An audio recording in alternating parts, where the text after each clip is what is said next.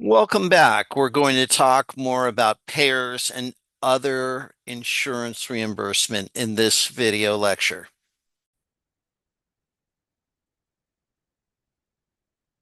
Okay, I think this is where we ended, and we're going to talk a little bit more about third-party payers, right? When we talk about third-party payers, one of the things we're looking at is reimbursement methodologies, which we actually have an entire course devoted to that. So prior to the implementation of Medicare, Medicaid starting in 1965, we had Blue Cross Blue Shield and some other private and group health plans. We had the commercial health insurance, and we had employer-based group health insurance and self-insurance plans. And government programs were pretty much limited to things like Indian Health Services, dependents Medicare program, prepaid health plans, self-pay, in other words, patients paid cash, or workman's comp for work-related injuries. With the implementation of the Medicare prospective payment systems, meaning diagnosis related groups for hospitals, this resulted in healthcare facilities analyzing their case mix. In other words, what types of patients' morbidities do we have? What categories do they have in? And this is illustrated in figure 10-1 in your text, so please pay special attention to it. And basically, what it allows people to do with the case mix is to forecast healthcare trends according to a hospital's particular demographics. And this ensures that they continue to provide appropriate services for their patient populations and recognize that different patients require different resources. One of the terms that you'll see is CMI, which is a case mix index. This is an average, same kind of average that you hear about in healthcare statistics. It's the average weight of a hospital's diagnosis related groups. A high CMI means that the hospital is providing high cost services and is receiving increased reimbursement per patient, right? When we have multiple possible payment rates that are based on a patient's anticipated care needs, this allows us to decrease the average difference between the pre-established patient and the patient's actual cost to the facility, called a case mix adjustment. So just because we can forecast what we expect to spend on last year's figures, it doesn't mean that each patient will fall into that. And hence we need that case mix adjustment. Severity of illness is the physiological complexity that compromises the extent and interactions of a patient's disease is presented to medical personnel. If you've ever known somebody that had chronic obstructive pulmonary disease, this is a great example of that. We have some of these patients that are ambulatory or going on cruises and doing all kinds of things. And we have some of them that are homebound and on oxygen 24/7. So within that, we're talking about that type of complexity when we're talking about severity of illness.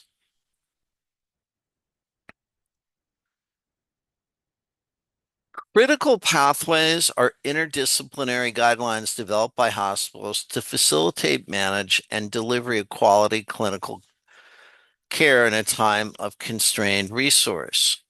So what these do is allow for the planning of providing clinical services that have an expected time frame and resources that are devoted to specific diagnosis and procedures. We do this by collecting data. That's where we can make these decisions. The targeted clinical services are those that are high in volume, resource use, and therefore costly.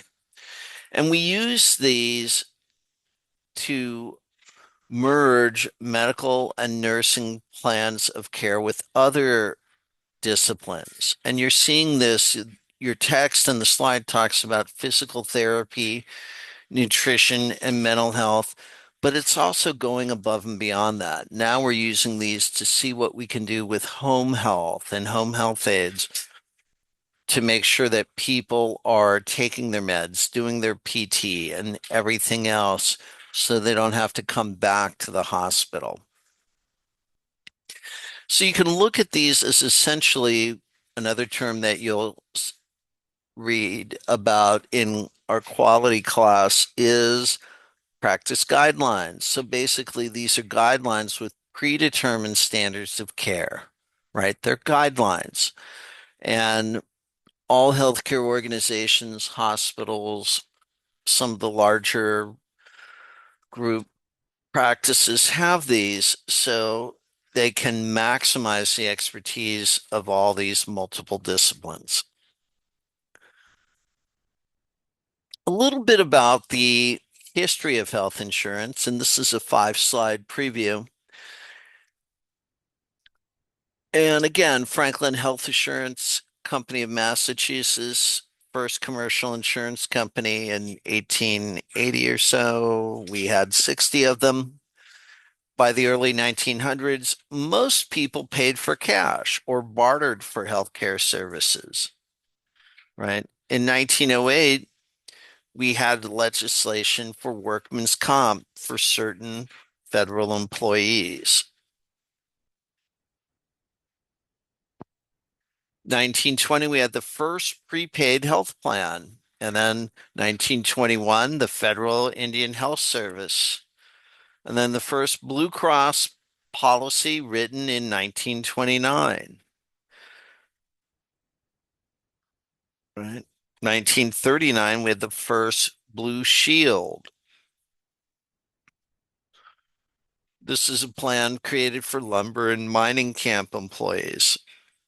So basically, employees paid monthly fees taken out of their check to these medical service bureaus that had contracts with groups of physicians.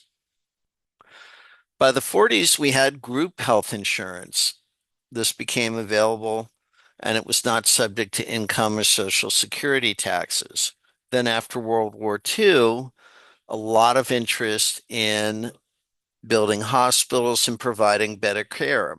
Hence, we had the Hill-Burton Act that provided federal grant funds to modernize hospitals. And again, in return, these hospitals were required to provide free or reduced healthcare services to patients that were unable to pay for care. The Taft-Hartley Act of 1947 created third-party administrators. When you see the abbreviation TPA, that in the insurance context, that's what it stands for, third-party administrators. And basically, this allows companies to have their claims paid for by an intermediary, right? And then by the 1950s, insurance companies began to offer major insurance that covered these kind of catastrophic, prolonged illnesses and injuries. 56, we had the Dependents Medical Care Act that provided health care to dependents of active military personnel, something that was new at that time. We had Champus coming to us in 1966. 73, we had the Veterans Healthcare Expansion Act that authorized the VA to establish civilian health medical care program, the Department of Veterans Affairs. And then in 73, we also had the Health Maintenance Organization Assistance Act that authorized federal grants and loans to private organizations. In 1977, we had the Healthcare Financing Administration, the forerunner of CMS, that was created to manage Medicare and Medicaid programs. And its name was changed to what we now know as CMS, the Centers for Medicare and Medicaid Services. 88, we had the Military TRICARE Campus Reform Initiative of 1988. And then 97, we had the Balanced Budget Act that established the State Children's Health Insurance Program, SCHIP. And then finally, we had the Patient Protection and Affordable Care Act that we all remember from 2010. And this did a lot of changes to method reimbursement, provide healthcare coverage for all Americans for the most part. And again, certain people in one political party I'd rather not name is trying to repeal and replace this act. So far, they have not come up with any meaningful alternative. So we'll just have to wait and see what happens.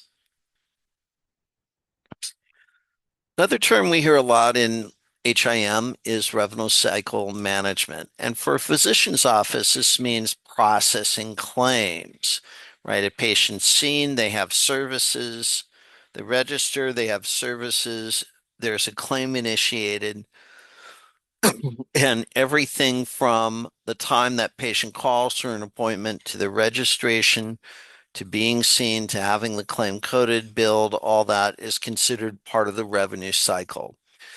The insurance claim goes out on a CMS 1500 form, which I believe you can see in your book. For hospitals, it's a little bit different. The processing of the claim starts when the patient is admitted, either as an inpatient, hospital outpatient, or admitted through the emergency room. They use a slightly different claim form called a UB04. The provider's claim for payment is generated from information located on the patient's encounter form in a physician office or the charge master for hospital outpatient services, and also from the source document, which in this case, our case, is the patient record. And all of this information is transferred to the CMS 1500 form in the case of a medical office, or the UB04 in the case of a hospital. The last thing I'd like to talk about is the charge master and the encounter form. A charge master, as described in figure 10-2 in your book, lists all the procedures, services, supplies that are provided for patients in a hospital, right? So instead of filling out a claim form for every single lab and billing it as you would like a physician office visit, what you can do is just map it to the charge master, right? An encounter form, sometimes referred to in the trade as a super bill, lists all procedures, services, and supplies that are provided to patients by a physician. And these sometimes have charges on them, as illustrated in 10-3. They typically have some sort of codes on them. Encounter forms normally are used in the physician offices. However, as more offices are using electronic health records, the use of encounter forms as we know it are decreasing, and the information is just being processed through a billing charge capture module within the electronic health record. So basically, if you go back to that figure 10-3 with the encounter form, it's basically going to mine the electronic health record for this type of data and electronically submit it. ChargeMaster and encounter forms are usually developed using database software that allows for entry of thousands of items and potential charges. And each of these has a unique identifier and an accounting code, if you will, a CPT or HCPCS code number, and a brief narrative description.